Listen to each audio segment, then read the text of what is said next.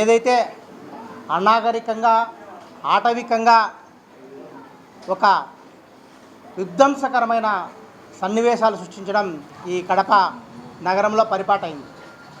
నిన్నటి రోజున నేను కడప నగరంలో లేను. తిరుపతికి బయలుదేరేటప్పుడు 8:10 మా మిస్సెస్ ఫోన్ చేశారు. ఇట్లా ఎమ్మెల్యే గారు ఇక్కడ మన ఇంటి ఎదురుగా నిలబడుకొని అడిషనల్ కమిషనరు వాళ్ళందరూ ఏదో మాట్లాడుతున్నారు అన్న. అంటే నాకు ప్రోగ్రామ్ ఆల్రెడీ స్వచ్ఛ కడప ఏదో ప్రోగ్రామ్ ఉంది, ఆ ప్రోగ్రాంలో ఉంటుంది, దాని గురించి ఏదైనా డిస్కషన్ జరుగుతుంటుందిలే అని చెప్పేసి చెప్పడం జరిగింది. దాని తర్వాత ఒక అర్ధగంటకు కరెక్ట్గా అంతే ఫోన్ చేసిన ఒక అర్ధగంటకు మా జేసీబీలు వచ్చినాయి, జేసీబీలతో ఏదో పలగొడుతున్నారు అన్నది. సరే కిందికి పోయి నువ్వు చూడు అని చెప్పి కిందికి వస్తే 2 జేసీబీలు ఒక బ్రేకర్ అన్నీ తీసుకొచ్చి ఏదో మనం బుల్డోజర్ నడుస్తుంది కదా ఇప్పుడు, ఆ విధంగా అది ఎందుకు జరుగుతుందో ఏమవుతుందో ఎవరికి ఏం తెలియకుండా దాన్ని పలగొట్టే కార్యక్రమం చేస్తున్నారు. మా నాన్న మా మిస్సెస్ ఎందుకు సార్ ఇది ఏం చేస్తున్నారు మీరు అని అడిగితే ఏం సమాధానం చెప్పలే. ఆయన అడిషనల్ కమిషనర్ కాదు, ఆయన ఎమ్మెల్యే గారి అసిస్టెంట్. మామూలుగా అయితే అడిషనల్ కమిషనర్ పోస్ట్ అయింది, ఆయన అడిషనల్ కమిషనర్ అంటే ఎవరికి నాకు గుర్తు రాదనమాట. ఎమ్మెల్యే గారికి అసిస్టెంట్ అంటే బాగా గుర్తొస్తుంది. ఎందుకంటే ఆమె అక్కడ చెప్పడం జరిగిన అర్ధగంటకు దాన్ని మనిషి ఇంట్లో లేనప్పుడు మీరు ఆ విధంగా ఆటవికంగా అనాగరికంగా చేసే మనం ఎవరైనా సహిస్తారా అని చెప్పేసి ఒకసారి వాళ్ళకు ఆయన్ను డైరెక్ట్గా ప్రొషన్ చేస్తున్నాను. సరే నేనేమనుకున్నాను, సరే నాకు అడిషనల్ కమిషనర్కు ఫ్రీక్వెంట్గా ఒక 15 సార్లు కాల్ చేశాను, ఆయన కాలు ఎత్తకుండా సరే బా వాళ్ళ పని వాళ్ళు చేసుకోనిలే, ఏం జరిగిందోలే వదిలేసేయని చెప్పి మా మిస్సెస్ పైకి వెళ్ళబోమని చెప్పినాను. వాళ్ళు చేసిన తర్వాత ఒక అర్ధగంట కంటే అడిషనల్ కమిషనర్ ఏదైతే ఎమ్మెల్యే గారు ఆయనకు టాస్క్ ఇచ్చారో ఆ టాస్క్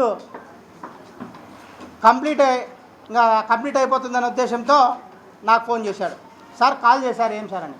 ఏం చేస్తున్నారు సార్ అక్కడ మీరు, ఏంటి అదంతా పలగొడుతున్నారంట ఏమని అంటే, మాకు ఇప్పుడు ఇక్కడ ఎమ్మెల్యే గారు వచ్చింటే కంప్లైంట్ వచ్చింది అన్నారు. సార్ కంప్లైంట్ ఎవరన్నా ఇచ్చారా, లేకపోతే ఏదంటే లేదండి ఇది మాకు ఎమ్మెల్యే గారు చెప్పారన్నారు ఫస్ట్ నాతో.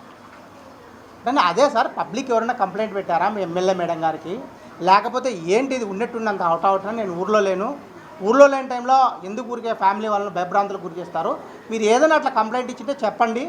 నేను అది కట్టి దాదాపు 4 సంవత్సరాలు అవుతుంది. 4 సంవత్సరాల నుంచి కూడా నా ఇంటి పక్కన వాళ్ళు ఈ పక్క వాళ్ళు ఎవరు కూడా అబ్జెక్షన్ చేయలేదు. ఎందుకంటే నేను అది ఎక్కడ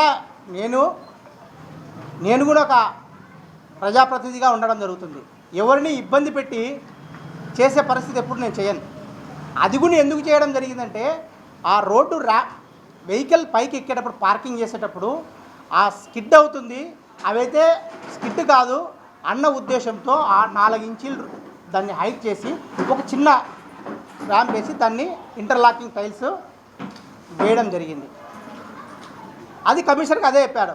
సార్ అది గతంలో ఉన్న కమిషనర్ గారు అందరూ చూశారు సార్, అందరూ బాగుందన్నారు, దాంట్లో ఏమటం వచ్చిందో మీకు ఎవరైనా కంప్లైంట్ పెట్టితే చెప్పారు. మాకు కంప్లైంట్ వచ్చిందండి, ఒక సంవత్సరం ముందు తెలుగుదేశం ఇన్ఛార్జి కంప్లైంట్ పెట్టినారు అన్నారు. నేను అడిగా, తెలుగుదేశం ఇన్ఛార్జి కంప్లైంట్ పెట్టింటే నాకు చెప్పాలి కదా సార్, మీరు సంవత్సరం ముందు చెప్పినంటే వాళ్ళకి ఇబ్బంది అయితే తీసేస్తా కదా, దాంతో నాకు ఒరిగేది ఏమి లేదు, తీసేస్తాను కదా అన్న. కాదండి మళ్ళీ 8వ తేదీ నాకు ఇక్కడ పబ్లిక్ కంప్లైంట్ పెట్టినారు వచ్చాయని చెప్పిన. సరే సార్ కంప్లైంట్ కాపీ నాకు పంపించండి అన్న. నేను లేదంటే ఆఫీస్లో ఉన్నాను, ఆఫీస్కి వెళ్ళి పంపిస్తాను అని చెప్పాను.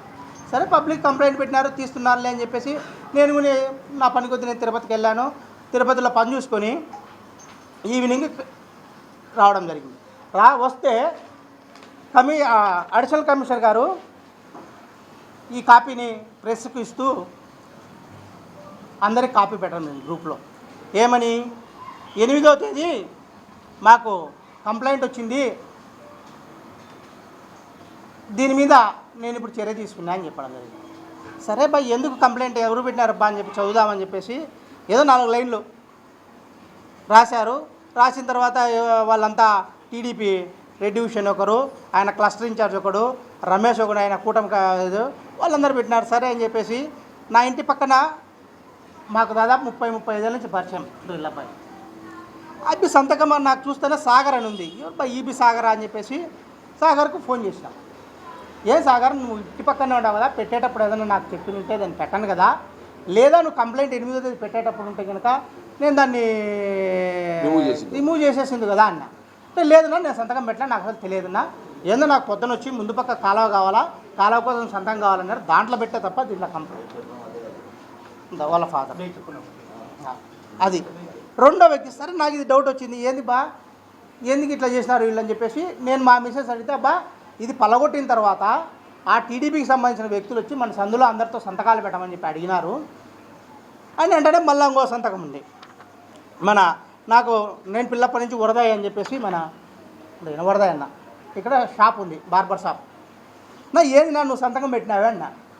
అంటే ఏందో సురేష్ అడిగి వచ్చినారు, మేడం వచ్చింది స్వచ్ఛ సర్వేక్షణ కోసం వచ్చింది, అది సంతకం పెట్టమంటే పెట్టినా అన్నారు. అన్న అది కాదన్నా, ఇట్లా మీరు 8వ తేదీ పోయి కంప్లైంట్ ఇచ్చినారంట అన్న. ఎప్పుడు కంప్లైంట్? నిన్న పొద్దున 10:30కి వచ్చి నాతో సంతకం పెట్టించుకోమన్నారు ఆయన. సరే ఇంకో పేరు విషయం ఈశ్వరయ్య అని ఏలుముద్ర ఇచ్చుకున్నారు. ఆయన ఈశ్వరయ్య ఎప్పుడే ఇచ్చినారంటే 9:30-10 ఎప్పుడు ఆ టిఫిన్ తింటే వచ్చి ఇది దేనికని చెప్పినారన్నా మీకు ఏం చెప్పలేదు. స్వచ్ఛ సర్వేక్షణ జరుగుతుంది, దానికి ఎమ్మెల్యే గారు విజిట్ చేసినట్టు ఈ స్వచ్ఛ కడప దానికి పెట్టానంటే పెట్టడం జరిగింది. అప్పుడు నాకు డౌట్ వచ్చి ఇమ్మీడియట్లీగా నేను ఎంక్వైరీ చేస్తే వాళ్ళు ఈ పేపర్ను ట్యాంపరింగ్ అంటే ఒక మున్సిపల్ సీల్ను ఓల్డ్ డేట్లో ట్యాంపర్ చేసి, అంటే ఆ అధికారి తను చేసిన బండ్రోతు పనికి చట్టం చేసుకునేదానికి వాళ్ళ కనీసం అవగాహన లేకుండా పెట్టేది. ఇంకొకరు ఆమె మాధుర్య అని చెప్పేసి అక్కడే పక్కన ఉంటుంటుంది. ఆమెను అడిగి అమ్మ మీరు సంతకం పెట్టంటే, అన్న ఎమ్మెల్యే వచ్చింది స్వచ్ఛ సర్వేక్షణ వచ్చినట్టు విజిట్ చేసినట్టు సంతకం పెట్టమంటే ఆమె కూడా వస్తుంది చెప్తుంది. ఇవన్నీ మీకు ఎందుకు చెప్తున్నానంటే ఇది ఒక ట్యాంపరింగ్ పేపర్, ఒక మున్సిపల్ కార్పొరేషన్ సీల్ను నిన్న వీళ్ళతో సంతకాలు పెట్టించుకొని 8వ తేదీ ఏ విధంగా వీళ్ళు చేశారు అంటే తెలుగుదేశం పార్టీ ఆఫీసా అది లేకపోతే నగరపాలక సంస్థ ఆఫీసా? ఒక్కసారి పత్రికా విలేకరులంతా మీరు గమనించాల్సిన అవసరం. అంటే అది కార్పొరేషన్ ఆఫీస్ మాదిరి లేదు, అంటే వాళ్ళకి కావాల్సిన సీల్ వేసుకుంటున్నారు, వాళ్ళకి కావాల్సిన డేట్లు వేసుకుంటున్నారు. అంటే ఎంత అధ్వానమైన పరిస్థితిలో ఈరోజు కడప నగరపాలక సంస్థ ఉందో మీకు తెలియజేయాలని చెప్పే ఉద్దేశంతోనే ఇది ఉన్నాను. ఇప్పుడు అది తీయమని చెప్పి ఒకవేళ ప్రజలకు ఇబ్బంది జరిగిందంటే చెప్పి తీసేసుకుంటా నేనే. అదే కమిషనర్ గారు వచ్చి సురేష్ గారు ప్రజలు అబ్జెక్షన్ చేసినారు తీసేయండి, దాంతో మనకి ఒరిగేదేముంది? దానికి అంత భయభ్రాంతులకు గురి చేసి రాష్ట్రంలో రెడ్ బుక్ రాజ్యాంగం నడుస్తూ ఈ కడపలో ఎమ్మెల్యేగా గెలిచినప్పటి నుంచి ఈ విధమైన అరాచకాలు మీరు చేసే కార్యక్రమం చేస్తున్నాను. నేను ఎమ్మెల్యే మేడం గారికి ఒకటే అడుగుతున్నాను, ప్రజలు మనకు ఎన్నుకొనింది దేనికోసం? ప్రజలకు అభివృద్ధి కార్యక్రమంలో మీరుండి అభివృద్ధి చేస్తారన్న ఉద్దేశంతోనే మీకు ఎన్నికల్లో మ్యాండేట్ ఇవ్వడం జరిగింది. దాని తర్వాత ఏం జరిగింది? రాష్ట్రంలో రెడ్ బుక్ రాజ్యాంగం జరుగుతుంటే ఈ కడప నగరంలో ఎమ్మెల్యే గారి రాజ్యాంగం నడుస్తాం. దాని తర్వాత అనేక విధాలుగా వైఎస్ఆర్ కాంగ్రెస్ పార్టీ ఎవరు క్వశ్చన్ చేస్తే వాళ్ళ మీద కేసులు బుక్ చేయడము, వాళ్ళని అరెస్ట్ చేయడము. ఎక్కడ ప్రజాస్వామ్యంలో ఉన్నామా లేకపోతే మనం ఎక్కడున్నామో అర్థం కావాలి. ఎమ్మెల్యేగా మీకు ఇచ్చిన మ్యాండేట్ ఏంటి? మీరు కడప ప్రజల్లో వైఎస్ఆర్ కాంగ్రెస్ పార్టీ తర్వాత అభ్యర్థి మీద మీరు గెలవడం జరిగింది. గెలిచిన తర్వాత మీరు చెప్పారు, అంతేగాని ఇట్లా మా కక్ష సాధింపు చర్యలు ఏనాడు కూడా కడప నగరంలో జరిగే పరిస్థితి లేదు. మీరు వచ్చిన తర్వాత నీ కక్ష సాధింపు కార్యక్రమం చెప్తున్నాం. మేము మీకు ఒకటే ఎమ్మెల్యే మేడం గారికి విజ్ఞప్తి చేస్తున్నాం, మీరు డెవలప్ చేయండి. ఏవైతే పెండింగ్ పనులు ఉన్నాయో వాటన్ని కూడా ఇంప్రూవ్ చేయండి. మేము వైఎస్ఆర్ కాంగ్రెస్ పార్టీలో గర్వంగా చెప్తాం, ఇప్పుడు మీరు అఫీషియల్గా తీసుకున్న 2,000 కోట్ల రూపాయలతో ఈ 5 సంవత్సరాల్లో అభివృద్ధి కార్యక్రమాలను చేశాం. కొన్ని మధ్యలో నిలబడాయి, కొన్ని ప్రారంభమయ్యాయి. వీటన్నిటిని కంప్లీట్ చేయండి, ప్రజలు మీరు హర్షిస్తారు.